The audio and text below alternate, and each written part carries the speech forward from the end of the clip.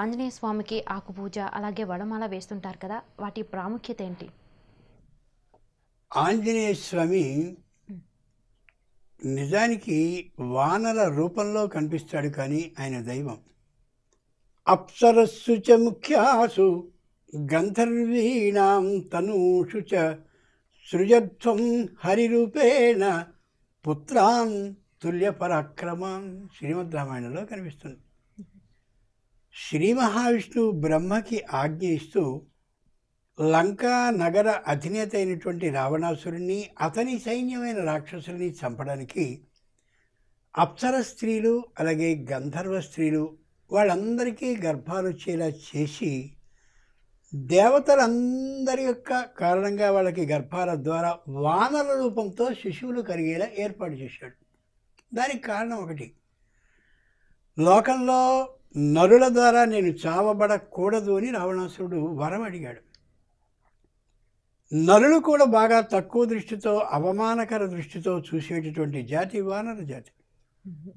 నరుల్ని తక్కువగా లెక్కించావు కాబట్టి రావణాసురుడా, నరులు కూడా చాలా తక్కువగా చూసే వానర జాతితో నిన్ను చంపిస్తాను అని ఆలోచించిన మహావిష్ణువు కావాలని వానర జాతులని అన్నింటినీ కూడా ఆ ఆ దేవతల అంశాలతో పుట్టించాడు. అలా పుట్టినటువంటి వాడు వాయుదేవుని కారణంగా ఆంజనేయుడు. ఏ ఆంజనేయుడు నాడో ఆయనకి తమలపాకులు ఇష్టం, ఆయనకి వడమాల ఇష్టం అని మనం చెప్తాం. ఆంజనేయుడు వానరుడు కాబట్టి వానరుడైనటువంటి ఆయనకి తమాల వృక్షం ఇష్టం, అంటే తమలపాకుల తీగలు బాగా ఇష్టం. ఈవేళ తమలపాకులు తీగల్లో మనం చూస్తున్నాం, కానీ పూర్వపు రోజుల్లో తమాల వృక్షాలు పెద్దగా చెట్లుగా ఉంటూ ఉండేవి. తరువాతి కాలంలో మనం మార్చుకున్నాం. అటువంటి చెట్ల మీద ఉన్నట్లయితే తమాల వృక్షం చల్లగా ఉంటుంది కాబట్టి సహజమైనటువంటి ఆంజనేయ స్వామికి చల్లదనం హెచ్చుగా ఇష్టం కాబట్టి అలా చల్లదనం కలిగిన తాంబూల వృక్షాల మీద ఆయన ఉంటూ ఉండేవాడు. తాంబూల వనాల్లో ఆయన ఉంటూ ఉండేవాడు. ఇదొక కారణం. రెండవది, వడమాల ఇష్టమని. వడలు అంటే నిజానికి గారెలు అని అర్థం. లోకంలో అన్ని పేర్లని మార్చేస్తున్నారు. అట్లు ఉండేటటువంటి దాన్ని దోశలని, గారెల్ని వడలని, ఏవేవో పేర్లతో మార్చేస్తున్నారు. సరే, ఆ విషయాన్ని అలా ఉంచితే మినుగు రాహు గ్రహానికి ఇష్టమైనటువంటిది, రాహుకి బాగా ఇష్టమైనటువంటిది. ఆంజనేయుడు రాహు యొక్క శక్తిని తగ్గించే లక్షణం కలిగినవాడు, రాహు మీద ప్రతాపాన్ని చూపించగలిగినటువంటి శక్తిమంతుడు కూడా. అంచేత రాహు గ్రహం యొక్క ప్రభావం తగ్గడం కోసమని నిన్ను ప్రార్థిస్తున్నాం. మేము రాహుబాధితులుగా ఉన్నాం, అంచేత నీకు ఈ విధమైన మినుముతో చేయబడిన ఈ పిండి వంటని నీకు అందిస్తున్నామనే అభిప్రాయంతో అలా వడమాలను వేస్తారు. వడమాల అనగానే 200, 300, 500 తోచిన వల్ల వేసేయడం తప్పు. తప్పున్నర రెండు తప్పులు.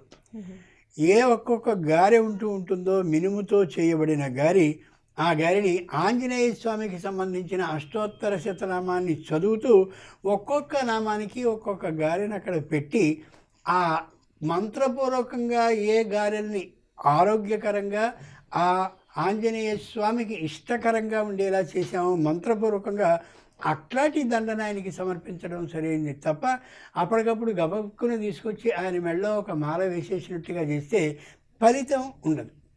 అందుకోసం ప్రతి ఒక్క నామాన్ని చదువుతూ ఆయనకి గారెలతో పూజ చేసి ఆ దండని ఆయన మెడలో వేయడం, దాన్ని ప్రసాదంగా స్వీకరించడం మంచిది. రాహుగ్రహం కానీ సరిగా లేకపోయినట్లయితే నేత్ర వ్యాధులు వచ్చే అవకాశం ఉంటుంది. రాహుగ్రహం సరి లేకపోయినట్లయితే శరీరం నిండుగా మాంసం ఉంటుంది కాబట్టి మాంసదోషం వచ్చే అవకాశం కనిపిస్తూ ఉంటుంది. అంటే కళ్ళవాపులు రావడం, గడ్డలు వస్తూ ఉండడం, నొప్పి లేనిటువంటి గడ్డలు శరీరంలో పుడుతూ కనిపిస్తూ ఉండడం, ఇవన్నీ కలిగించేటటువంటి గ్రహం రాహుగ్రహం.